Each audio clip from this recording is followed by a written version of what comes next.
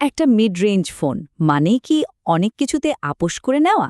Samsung কিন্তু বলছেন না, তাদের নতুন গ্যালাক্সি A57 দিয়ে এই ধারণাটাই তারা বদলে দিতে চায়। তো চলুন আজ এর ভেতর বাহির সবকিছু সহজ করে জেনে নেওয়া যাক। নতুন ফোন কিনতে গেলে এই চিন্তাটা কিন্তু সবার মাথাতেই ঘোরে, তাই না? যে অনেক টাকা খরচ করে একটা ফ্ল্যাগশিপ ফোন নেব, নাকি মাঝারি দামের একটা ফোন কিনে কিছু কিছু বিষয় একটু আপোস করে নেব। আচ্ছা, মিড রেঞ্জ ফোন এই কথাটা শুনলেই মাথায় কি আসে?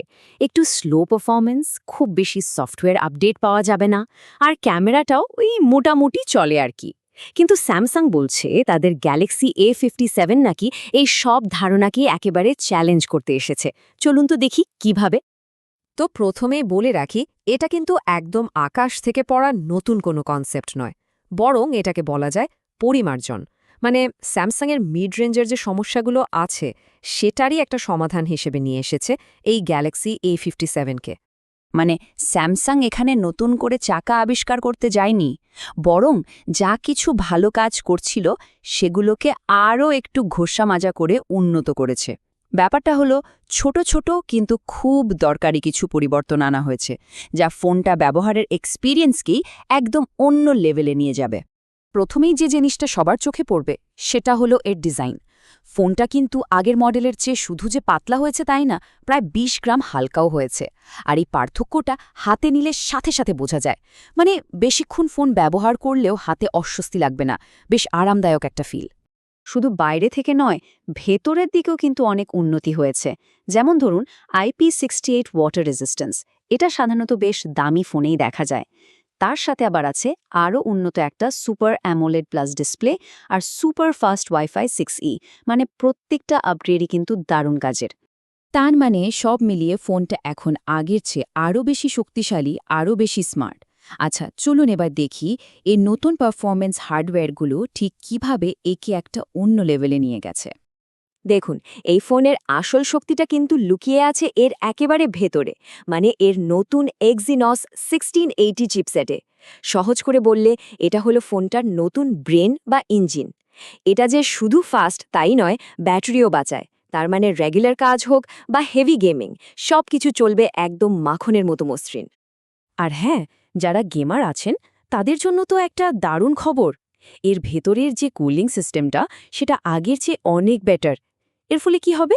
ফোনটা সহজে গরম হবে না, মানে ঘন্টার পর ঘন্টা গেম খেললেও পারফরমেন্স ড্রপ করবে না, একদম স্টেবল থাকবে। আচ্ছা, এবার আসি চার্জিংয়ের কথায়। এখানেও একটা বড়সড় আপগ্রেড আছে। সেটা হলো ৪৫ ওয়াটের সুপার ফাস্ট চার্জিং। কিন্তু ৪৫ ওয়াট মানে ঠিক কতটা ফাস্ট? সোজা কথায় মাত্র আধ ঘন্টায়, মানে ৩০ মিনিটে ফোনের ব্যাটারি প্রায় ৬০% চার্জ হয়ে যাবে। বাস, চার্জ নিয়ে আর কোনো টেনশনই থাকলো না। তবে সত্যি বলতে কি, আমার মতে এই ফোনের সবচেয়ে বড়, মানে সবচেয়ে ইম্পর্ট্যান্ট আপগ্রেডটা হলো একটা সংখ্যা, আর সেটা হলো ৬। কিন্তু এই ৬ জিনিসটা আসলে কি? ৬ বছরের অপারেটিং সিস্টেম আর সিকিউরিটি আপডেটের গ্যারেন্টি। ভাবা যায়? এটা এমন একটা ফিচার যা সাধারণত ১ লাখ টাকার ফ্ল্যাগশিপ ফোনেই শুধু পাওয়া যায়। আর এই একটা কমিটমেন্ট দিয়েই কিন্তু স্যামসাং মিড রেঞ্জ ফোনের সবচেয়ে বড় যে দুর্বলতাটা ছিল সেটা দূর করে দিয়েছে। তো হার্ডওয়্যারের কথা তো হলো, এবার একটু সফটওয়্যারের দিকে নজর দেওয়া যাক। কারণ এখানেও স্যামসাং একটা দারুণ কাজ করেছে। তাদের ফ্ল্যাগশিপ ফোনের সেরা সেরা AI ফিচারগুলো এবার সবার জন্য নিয়ে এসেছে।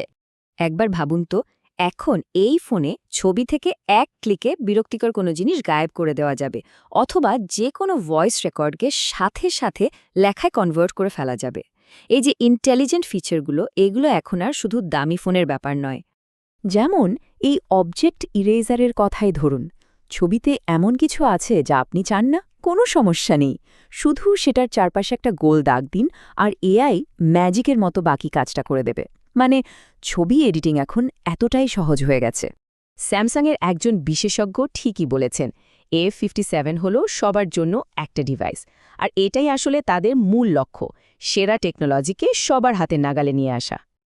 এত সব দারুণ ফিচার, এত আপগ্রেড, সব তো ভালো কথা। কিন্তু এবার তো আসল প্রশ্নটা আসবেই, তাই না? যে এই সব কিছুর জন্য দামটা ঠিক কত দিতে হবে? আর এই যে এত উন্নতি, সেটা কি বাড়তি দামের যোগ্য? আচ্ছা, গ্যালাক্সি A57 এর শুরুর দামটা রাখা হয়েছে $549.99। হ্যাঁ, আগের চেয়ে একটু বেশি। তবে এই দাম বাড়াটা কিন্তু হুট করে হয়নি। গত কয়েক বছর ধরেই স্যামসাংয়ের এ সিরিজের দাম কিন্তু একটু একটু করে বাড়ছে। তো এই নতুন দামটা সেই ট্রেন্ডেরই একটা অংশ বলা চলে। কিন্তু একটা ব্যাপার আছে, দাম বাড়লেও কিছু আপোষ কিন্তু এখনও রয়ে গেছে। যেমন এই ফোনে এখনও ওয়্যারলেস চার্জিং নেই, কোনো ডেডিকেটেড জুম লেন্সও নেই, আর সত্যি বলতে ক্যামেরা হার্ডওয়্যারটা কিন্তু আগের মডেলের মতোই। তাহলে সবকিছু মিলিয়ে শেষ কথাটা কি, এই ফোনটা কি তাহলে পরবর্তী ফোন হিসেবে কেনা উচিত? চলুন ব্যাপারটা একটু সহজ করে নেওয়া যাক। দেখুন, সহজ কথায় যদি এমন হয় যে পুরনো কোনো মিড-রেঞ্জ ফোন থেকে আপগ্রেড করার কথা ভাবা হচ্ছে আর একটা প্রিমিয়াম ডিজাইন, দারুণ স্ক্রিন আর লম্বা সময় সফটওয়্যার সাপোর্টটাই আসল প্রায়োরিটি, তাহলে এই ফোনটা একদম পারফেক্ট। কিন্তু কেউ যদি হার্ডকোর গেমার হন বা ফটোগ্রাফির জন্য একটা পাওয়ারফুল জুম লেন্স দরকার হয়, তাহলে হয়তো অন্য কোনো অপশনের কথা ভাবতে হবে।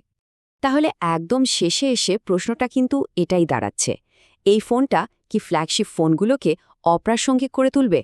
কারণ মিড রেঞ্জ আর ফ্ল্যাগশিপ ফোনের মধ্যকার যে লাইনটা, সেটা কিন্তু দিন দিন ঝাপসা হয়ে আসছে। এখন ভাবার বিষয় হলো, এই গ্যালাক্সি A57 মতো ফোনগুলো কি ভবিষ্যতে দামি ফ্ল্যাগশিপ ফোনের বাজারকে সত্যিই চ্যালেঞ্জ করতে পারবে? ব্যাপারটা কিন্তু বেশ ভাবার মতো।